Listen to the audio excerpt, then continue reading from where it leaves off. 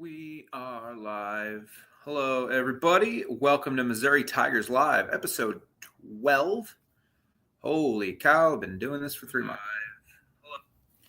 Anyway, welcome to the show. We're here to talk about Mizzou football and the 2025 edition of the Missouri Tigers.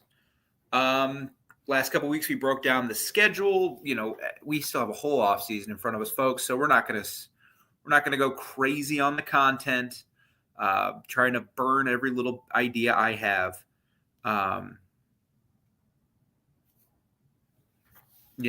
Before. But what I want to talk about today, because I'm kind of doing one topic a week and then breaking that topic down, is realistic expectations. I think I spelled expectations wrong. I made these last night. I did spell expectations wrong. Wow, this is why I talk football and I don't teach. Forgot a T. Let me fix that real quick. It can't be blamed. I made these last night after the Super Bowl when I came home and chilled out and watched YouTube for a little bit. All right, that's correct now, right? Expectations? Yeah. Okay, so what are realistic expectations for Mizzou Tigers in 2025? In 2024, realistic was the playoff. I mean, that was an expectation that smart people had, that even non-Mizzou like fanatics had for this past season, was the playoff. You looked at the schedule, you looked at the roster, you looked at the receiver group, and you thought, hey, they can do this. In 2025, going into the season, realistic expectations were 8-4, like a loss to Georgia, a loss to LSU at home, which they did end up losing those games, and then like maybe losing to K-State or Kentucky on the road.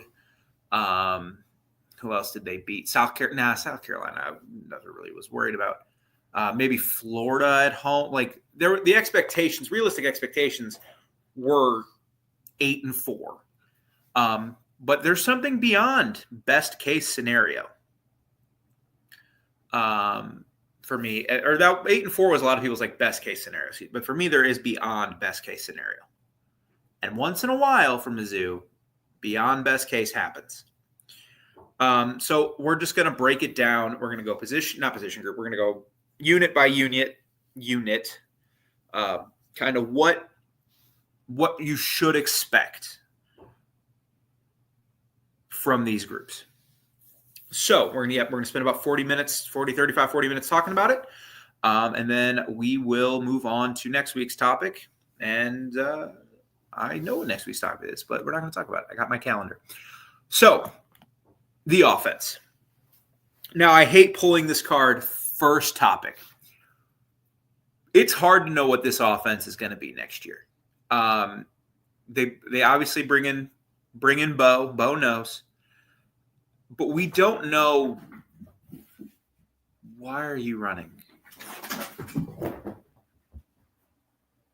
Don't ever get two cats, people. Stay with one, because this is what happens. They run around and distract you. Knock it off. Whatever. Okay, so they bring in a new quarterback in Pribula. Never been a starter. We don't know. He could be really good. He could be pretty mid. We don't know. I like the pickup for Mizzou. I know they wanted Miller Moss. Everyone knows they wanted Miller Moss. They didn't want Pribula. Not that they didn't want Pribula. They wanted Miller Moss.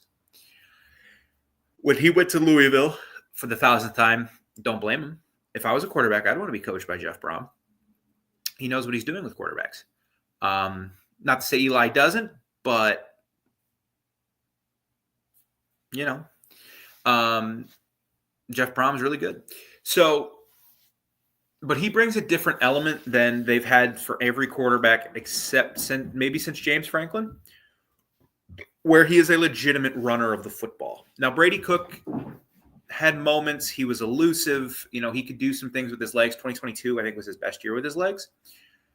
Kelly Bryant came to Mizzou and didn't even really try to be what he was at Clemson. He wanted to be more of a pocket style, pro style passer under Derek Dooley so he could get drafted. And you know what?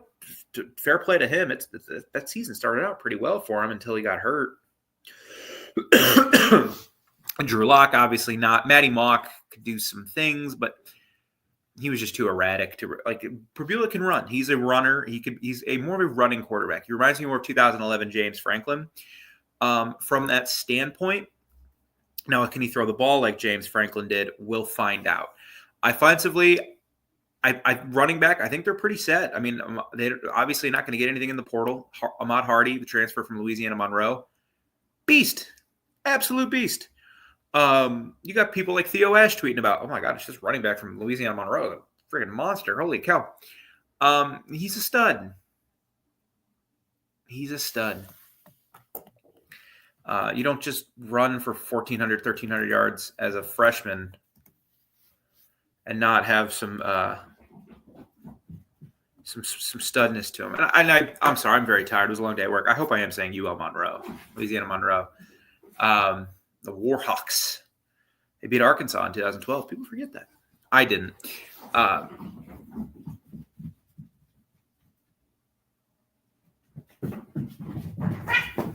it off.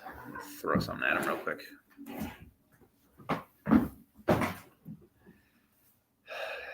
So obnoxious. Anyway, I see most people when they get disturbed by animals during these streams, it's a dog barking. Me, it's my cats being stupid.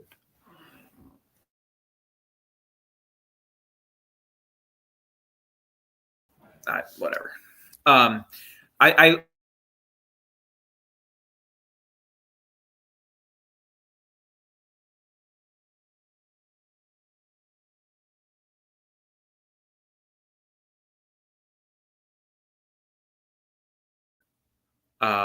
when the season starts, Eli likes splitting carries between running backs.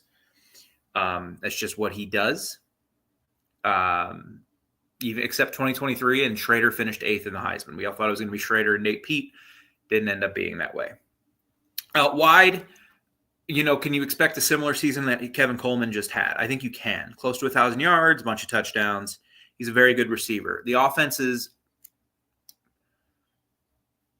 the peak of this offense will hit if the young receivers come through. Josh Manning takes a step. James Madison takes a step.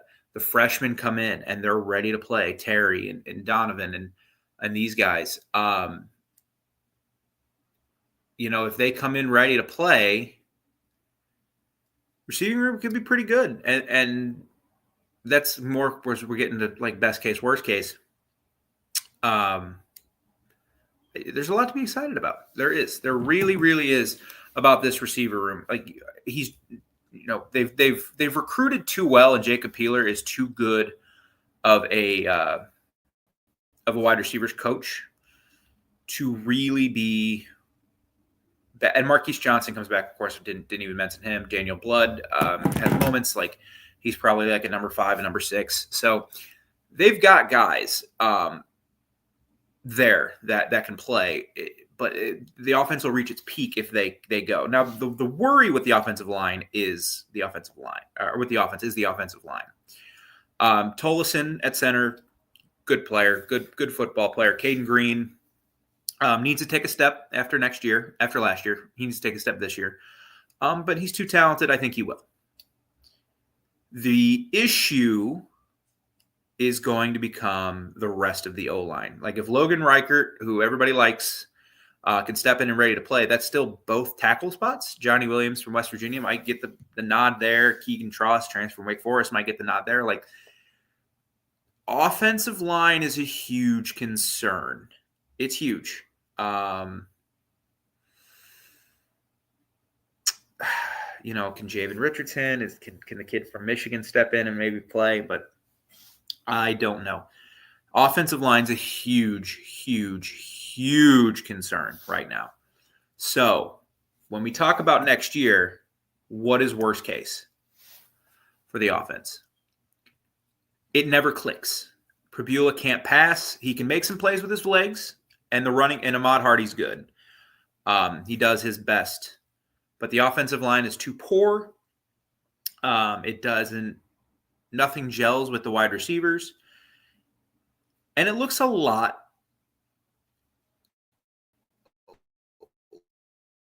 like the 20, and it kind of looks a lot like last year's off the run game. Wi-Fi is too good. I paid too much for Wi-Fi for it to be going out like that.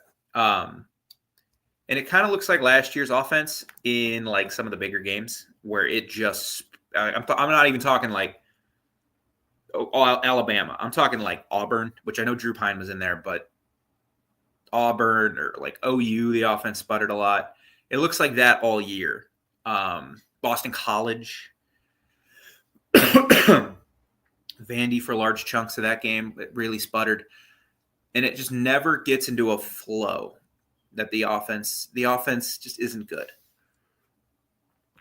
The best case is Pribula is 2011 James Franklin. Josh Manning takes a step. Kevin Coleman is, as advertised, stepping in for Luther Burden in the slot for the Missouri Tigers. And it's a pretty good offense. I don't even think in best case scenario you can say like, oh, it's a top 15 offense in the country. It's a top, because that's never going to happen under Eli. They don't play with enough pace. But it's an efficient offense that runs the ball really well and complements the defense. It's like an SEC upgraded version of Iowa. They're not scoring 10 points a game. They're scoring like 24 to 27 points a game, maybe even like 23, 24 points a game. In a lot of instances, like game in, game out, it doesn't matter who they're playing. They're going to hit 24 points. I think that's best case scenario. Now your dream season is Pribula is 2023 Brady Cook with a better arm.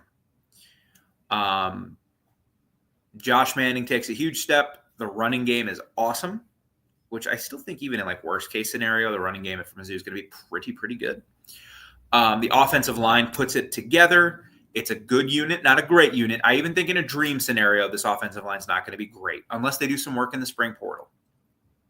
And they're averaging 30 to 33 points per game. Maybe against Bama, they only put up like 20, but South Carolina, they put up 30. Auburn, they're putting up 27 to 34.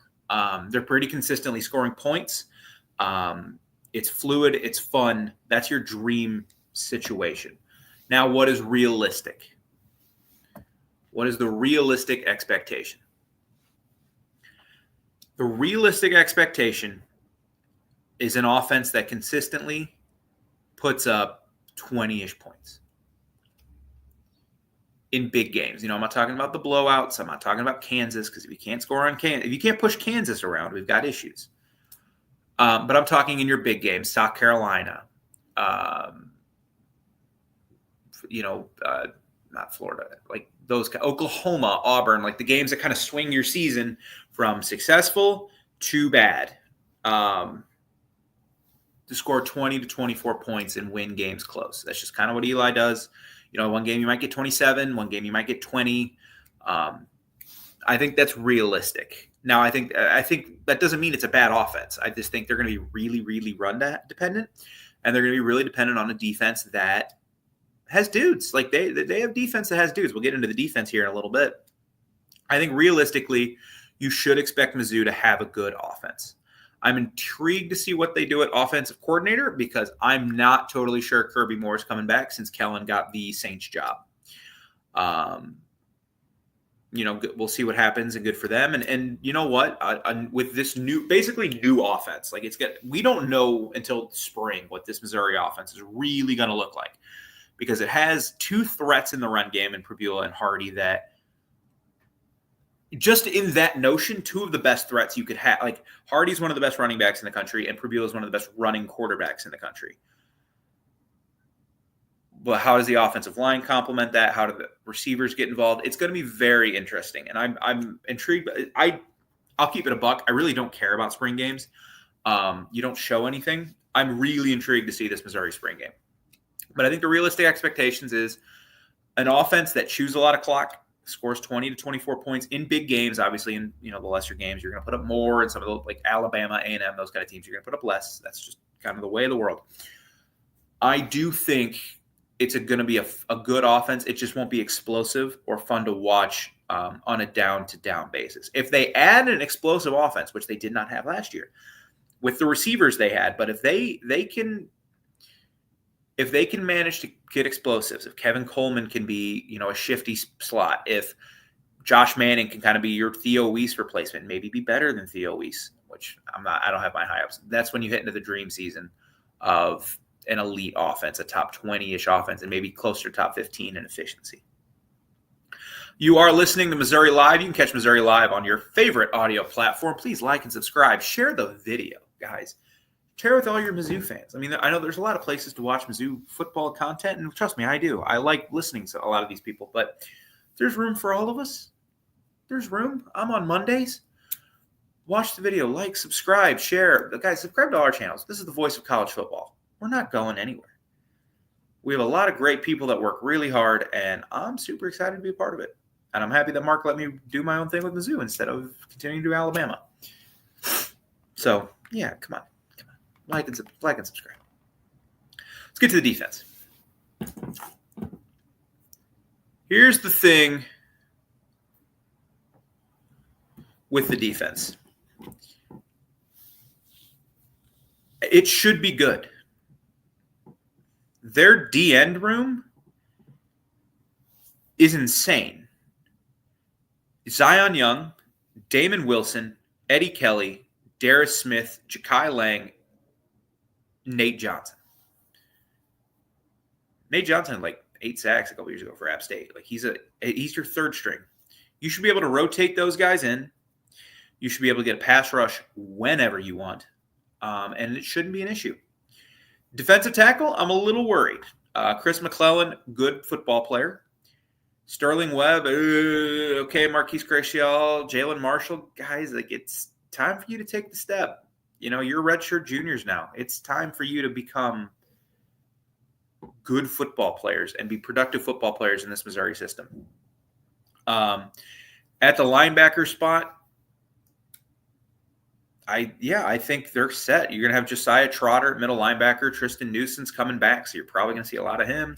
You'll see a lot of Khalil Jacobs. You'll see a lot of Mackay from the transfer from Nebraska, and then you'll see a lot of Jeremiah Beasley. And Nick Rodriguez is a linebacker this staff loves. So they're going to be able to rotate 5 linebackers, maybe 6, depending how much Rodriguez can pop into that rotation. And they're all talented. Trotter was Big 12 like freshman of the year. I know his pass game, like his pass grade on PFF was a little, but he's a really good player, and they're going to need him to be. In the secondary, they bring in Stephen Hall.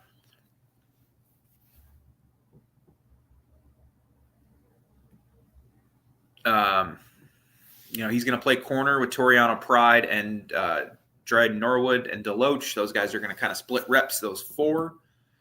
Maybe Shamar McNeil gets in there. Dalen Carnell's back. He's going to be your stud. Him and Jalen Catalon, that's 2 of the better safeties maybe in the country. And then Marvin Burks will get the nod probably at the other safety. Santana Banner will have something to say about that. Caleb Flagg, Mose Phillips, they'll all have something to say about it.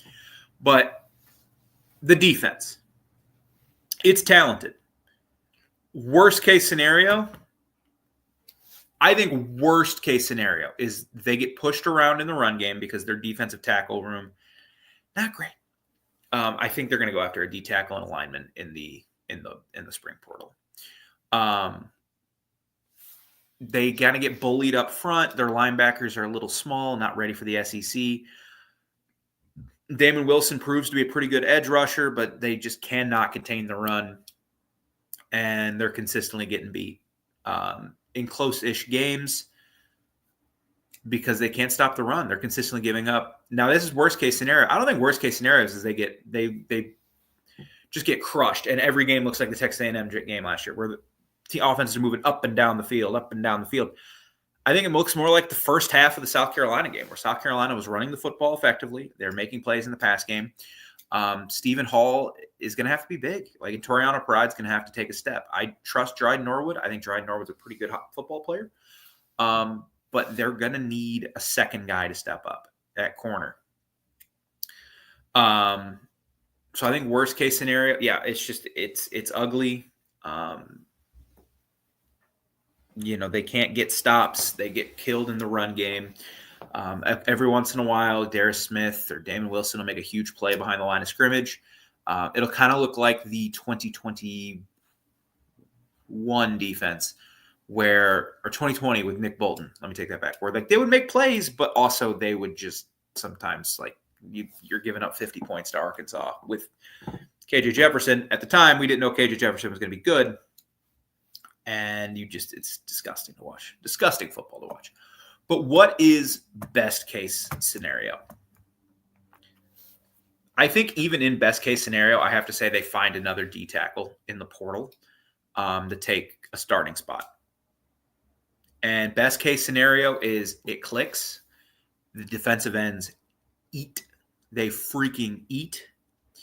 And it's a dominant unit, maybe like a top 15 unit in the country. I think the talent's there to be a damn good defense. It's going to depend on platoon, and it's going to depend on health. Because if you can roll, like I said, if you can roll out Damon Wilson, Darius Smith, Zion Young, Eddie Kelly, Ja'Kai Lang, and Nate Johnson at your DN spot, plus with the depth they have at linebacker and now the depth they have in the secondary, and especially with two studs at safety and nickel in Catalon and Carnell, it's a chance to be a really good defense. If the corners can take a step, it's a chance to be pretty damn good.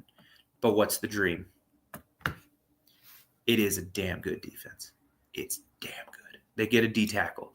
The defensive ends eat. And it looks like the 2013 defense or the 2015 defense or the 2020 or the 2022 defense, where it is just creating havoc. It is getting pressure. Sure, the 2022 defense had a bad game against Tennessee.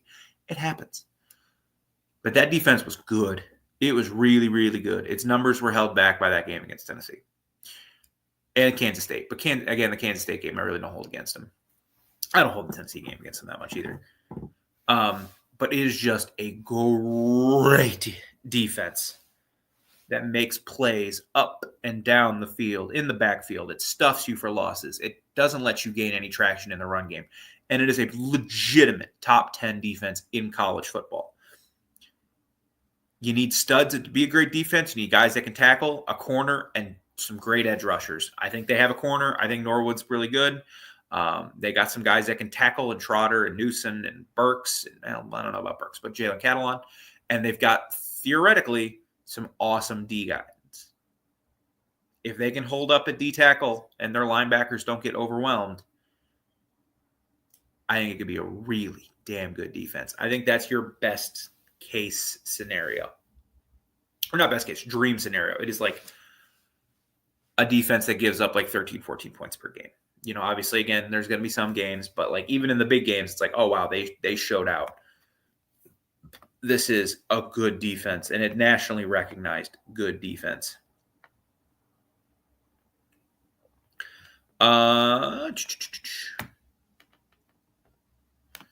So before we get into record, again, this is not a prediction. This is worst case, best case. You all should take a quick little gander at this. Ohio State, Michigan, the greatest rivalry in sports deserves the greatest debate in sports. Monday, February 17th at 6 p.m. Eastern Time on the main channel. It's the Ohio State, Michigan All Everything debate with me, taking your calls all night if it takes all night. I'm pulling no punches, so beware. Bring your best intel. It's the Ohio State, Michigan All Everything debate. It will be epic. February 17th, 6 p.m. Eastern Time. Be there. Be there. I'll be there. I have to work, but when I get off work, I'm going to listen until I got to go live next Monday. It's going to be a great time. If you're even the slightest fan of Michigan or Ohio State, or you're just intrigued to listen to smart people debate about it, do it. Come on. Come listen. It'll be a great time. And now for the last part. Record. What is best case? What is worst case? And what's the dream season? So, again, the Missouri Tigers schedule, we've gone over the last couple weeks. Central Arkansas, Kansas, Louisiana, South Carolina, UMass. Bye week. Bama, at Auburn, at Vandy, Texas A&M, Mississippi State, at OU, at Arkansas.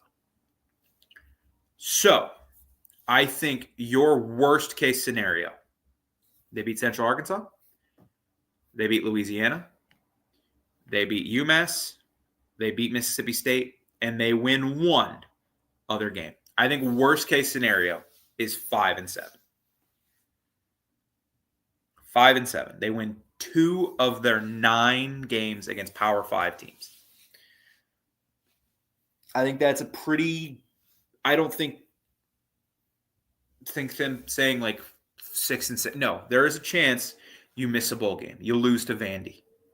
You lose to Kansas. You lose at Auburn. You lose at OU. You lose to Arkansas. They'll win one, but there is a real chance here. You lose South Carolina at home that you go 5-7. I don't think 4-8's on the table. I know I just did, but I do think the defense is going to be too good for them to be like a god awful football team. But what's best case scenario? I think best case scenario is you beat Central Arkansas, you beat Kansas, you beat Louisiana, you beat UMass. That's 4. You beat Mississippi State. That's 5. You beat Arkansas because you always beat Arkansas. That's 6. You beat Vanderbilt on the road. That's 7. And you win 2 of South Carolina, at Auburn, at OU, Texas A&M. That gets you to 9 wins. I think 9 wins is probably your best case scenario. I just don't know enough about this offensive line, this D-tackle room, and the quarterback to set anything higher than that as best case scenario. What's the dream, though? What's your dream season? The season that Missouri fans will be talking about forever. Your 2013s, your 2007s, your 2023s. You beat Central Arkansas. You beat Kansas. You beat Louisiana. You beat South Carolina. You beat UMass. Oh, you're 5-0. You're heading to a bye week. You host Bama. You lose. You're 5-1. You're 5-1. You go to Auburn. You're licking your wounds. Defense shows up. You're 6-1. You go to Vandy. End of a tough 3-game stretch. You just have more talent. You just make some more plays. Diego Pavia, try as he might. You win it. You win it. You're 7-1. You have a bye week. You go to A&M. It's an amped crowd. You're a top 15 team in the country. They beat your ass last year, and you get them. You get them. Mississippi State comes to town. You take care of business there. You should blow them out as you wait for the big one at OU. You drop one to OU. I don't think, even looking at like a dream season, I don't think 11-1 is possible. And then you go to Arkansas, playoff bid still up for grabs, 6-2 SEC finish. You get the W at 10-2. I think 10-2 is like a dream season. Like everything goes right. Maybe that doesn't mean you have your dream, offense and defense. Maybe just one of them hits. But I think that's kind of your dream season. Like everything clicks, everything goes perfectly, everything goes according to plan. And you win 10 football games, and maybe, just maybe, you're in the playoff. You have a win over A&M. You have a win over South Carolina. You have a nice win over Kansas. You have a win at Auburn. Depending how good or bad Auburn is, you have a win at Bama. There's opportunity. There's opportunity. But realistically, what do I expect? Like this is not. I don't want to do a prediction straight up. I straight up predict 7-5. I know people don't want to hear me say that. I know people want me to be a homer. I think they'll beat, as of today, now I'll talk myself into things, but on February 10th, I think they beat Central Arkansas. I think they beat Kansas. I think they beat Louisiana. I think they beat UMass. I think they lose South Carolina. They lose to Bama, and they lose at Auburn. So that gets you to 4-3. I think they'll beat Vanderbilt. That's 5-3. Lose Texas A&M. That's 5-4. Beat Mississippi State at 6-4, lose to OU, and then beat Arkansas because they just beat Arkansas. Again, a one-game flip either way, 6-6, 8-4. But I expect 7-5 as of this date. Now, again, we have we have 6 weeks and we have basically 7 months until we kick off. 6 months and 3 weeks. So we have a lot of time to talk ourselves. And maybe the spring game, it's like, oh my God, Bo can throw. And that'd be amazing. And I'm hopeful for it. And trust me, when we get to July, I'm going to be talking up a little bit more. But as of today, I think it's only fair to be fair. I think realistic is 7-5, 8-4, 7-5. Like if you think 8-4 is where they should be, and then I won't push back on that too much. I'm just not sure where your 8th win comes from. But I think that is kind of my breakdown of realistic expectations for the Missouri Tigers in 2025. I think that's kind of where you have to think they'll be. A pretty dang good defense and offense that runs the ball pretty effectively and maybe lacks some explosive plays in the pass game. And it gets through wins, and it wins close games because that's what Mizzou does under Eli Drinkwitz. Next week we'll be back at 7 o'clock after Michigan, Ohio State, the debate, whatever they're calling it. I'm just kidding. And we will be back to talk more Missouri football. There's still, I know it's the off season, guys, but there is no off season in college football. The closest we get to an off season is like right now because signing day, the national signing day is now a dud. Everyone signs it. Signing day, portals ended. So thank you guys for tuning in. Thanks for being here for Missouri Live as we grow into the channel and we head into our first full off season. And we have a lot more to come. MIZZOU. Enjoy the basketball. This is a big basketball week for the Tigers. And I'll see you all next Monday.